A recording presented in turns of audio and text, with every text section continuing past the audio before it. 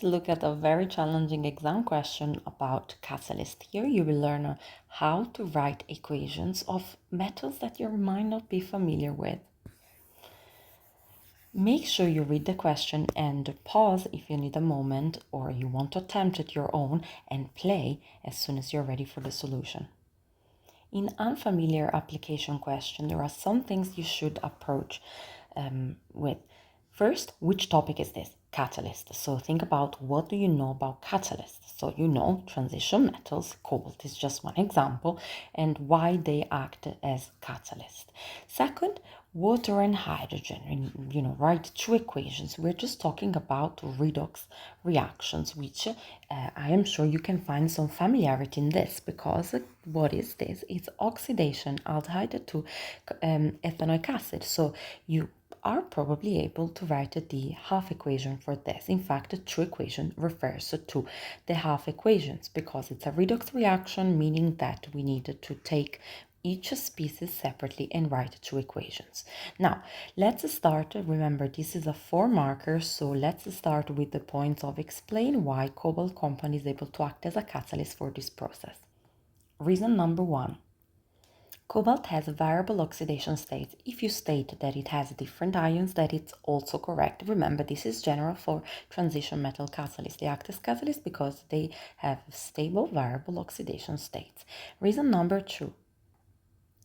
We always have to say what a catalyst is, which is something that lowers the activation energy. We can state it in two different ways. Either provide an alternative route with lower activation energy because, well, it's a solid catalyst, isn't it? Or, sorry, it's an aqueous catalyst, so it's going to form the ions, it's going to help transferring these electrons. So it is an intermediate also. And that's what maybe is more suitable for this answer, that act as an intermediate that lowers the activation energy. Well, a catalyst provides an alternative route with lower activation energy. This is the standard definition of catalyst. You see how we're just recalling the knowledge? And now let's get into the equations.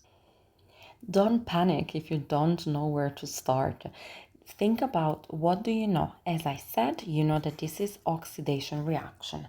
Okay, so let's start with the half equations, and I'm sure you can easily do the half equation by using the usual rules of balancing with hydrogen and water. So let's write the half equation for the ethanol and oxygen. We know that the products for the oxidation is the carboxylic acid. And then how do we balance it? We need to add water and hydrogen ions. As we have less oxygens on the left-hand side, we add water over here, specifically 2 waters, meaning that we need to balance it with the 2 H plus ions. This means that the charges are unbalanced. We need to add the 2 electrons on the right-hand side.